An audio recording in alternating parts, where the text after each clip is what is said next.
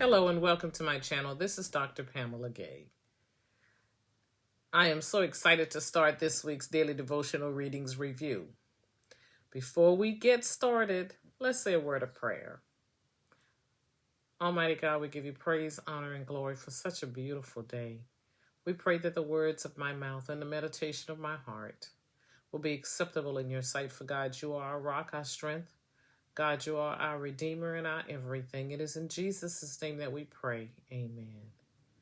So, family, we are into the spring quarter now. Yay. It is entitled Social Teachings of the Church. In Unit 1, it is entitled Fulfilling Our Obligations to Neighbors. So, for this week, we will be dealing with watching our consumption. So first of all, we start with work and discipline, which is in Proverbs chapter 12, verses 1 through 2, and verses 10 through 14. Wisdom contrasts righteousness and wickedness. This is a lesson on one's character. The Lord is happy with those who are good, good character, and he condemns the wicked. This proverb emphasizes the importance of discipline and righteousness in one's life. Discipline is seen as essential for the growth and knowledge of a believer, as it helps individuals learn from mistakes and develop moral character. Let's see. In looking at these verses, righteousness is highlighted as a foundation for stability and favor from God, contrasting it with righteousness, which leads to instability and condemnation. The chapter contrasts the consequences of being disciplined and wise with those who are not, illustrating the value of being prudent, being wise, being cautious, and truthful in one's actions. So overall, the chapter serves as a reminder of the importance of living a life that aligns with God's wisdom and moral principles, leading to personal and spiritual growth. So work and discipline. Then we look at the temple of the body, which is found in 1 Corinthians chapter 6, verses 12 through 20. Paul deals with sin plaguing the Corinthian church. Namely, Paul warns them to control their bodies in all areas. Don't let food master you. We are able to flee from sexual immorality. And our body is God's temple, paid for by the blood of Jesus. So this passage emphasizes the importance of honoring God with our bodies and avoiding sexual immorality. How and why? The body is a temple of the Holy Spirit. And as a temple, you are not your own. That was in verse 19. Paul encourages believers to exercise self-control. So he talks about this freedom, and then he talks about discipline. He says to avoid being dominated by anything, including sexual immorality. The body is meant for the Lord, and the Lord is for the body. This is a spiritual unity. We are bought with a price, so glorify God in your body because of this price of redemption. See, this passage highlights the spiritual significance of the body and the importance of living a life that honors God. And that's how we get the temple of the body. Now we look at the discipline of right choices found in 1 Corinthians chapter 9, verses 19 through 27. In this chapter, Paul offers himself as a role model, a servant to everyone. See, this passage discusses Paul's commitment to serving all people in order to spread the gospel effectively. In these verses, Paul emphasizes the importance of self-discipline and perseverance in his ministry.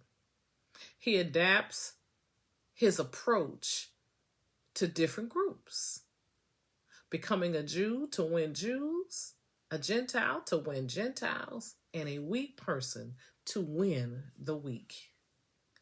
Paul's ultimate goal is to share the blessings of the gospel with everyone, demonstrating that his discipline is for the sake of the gospel and not for personal gain.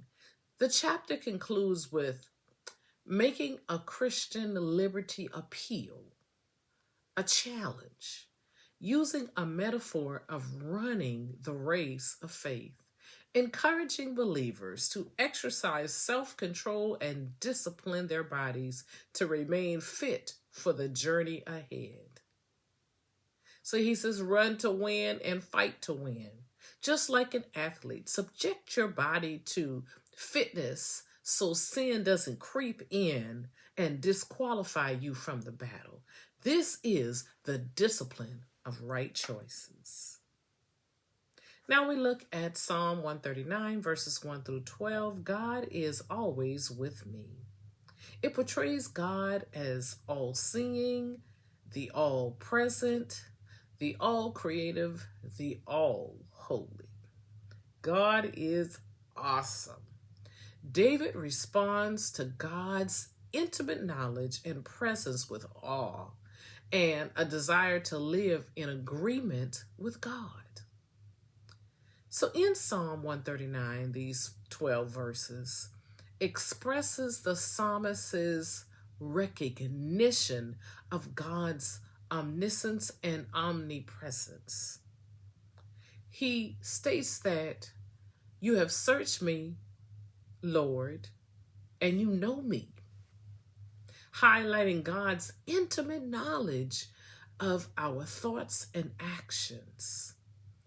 He also goes on to emphasize God's awareness of our daily activities and intentions. Then he illustrates God's understanding of our entire existence. Before a word is on my tongue, it states, Lord, you know it completely. See, this shows that God knows our thoughts even before we speak. He also goes on to signify God's control over our lives and presence. He said, you hem me in behind and before, and you lay your hand upon me. Then he says, such knowledge is so wonderful for me, so lofty for me to attain. Well, see, this reflects the psalmist David's humility and the vastness of God's knowledge. The psalmist expresses his sense of being trapped by God's knowledge and presence before expressing how much he honors God for that knowledge and his presence. See, this psalm serves as a reminder of God's constant presence and guidance in our lives, encouraging believers to trust in his omniscience, his state of knowing everything, and trust in his omnipresence, the state of being widespread and or constantly encountered. Omnipresence, always there. Now let's take a look at Fearfully and Wonderfully Made, which is found in Psalm 139, 13 through 24. It expresses deep reverence and awe for God's greatness, for his ability to create, his creation. It begins with, for you created my inmost being. You knitted me together in my mother's womb, highlighting God's intimate involvement in our formation. This psalmist declares, I will praise you because I am fearfully and wonderfully made. Your works are wonderful. I know that full well. This emphasizes the complexity and the intimacy of human life as a reflection of God's design. The passage concludes with God's promise to lead us in the way everlasting, underscoring this personal relationship between God and humanity.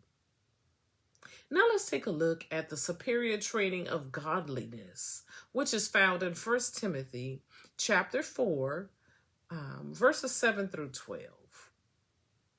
It emphasizes the importance of training in godliness over godless myths. It encourages believers to train themselves to be godly rather than engage in myths and old wives' tales.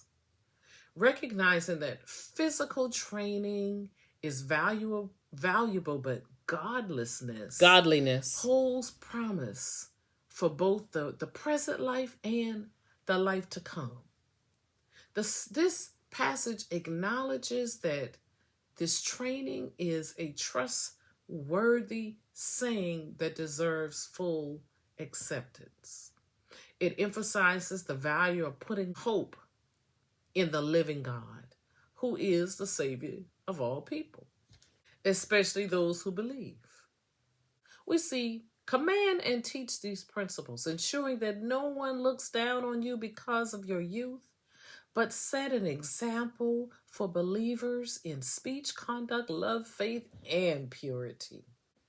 This passage serves as a reminder of the spiritual journey that we go on and the importance of discipline in pursuing a godly life. Next, let's take a look at Daniel chapter 1, pure in mind and spirit. Verses 8 through 17, we see where David is determined. He resolves not to defile himself with the royal food and wine, demonstrating his unwavering faith and commitment to God. He requests permission from the chief official to eat only vegetables and water, which leads to a period of testing where he and his friends appear healthier than their peers eating the royal food.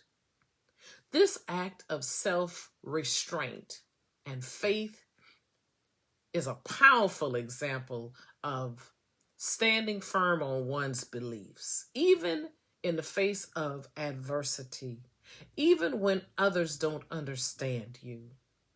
Ultimately, God blesses Daniel with knowledge and understanding, showcasing the importance of faith as well as integrity in challenging circumstances.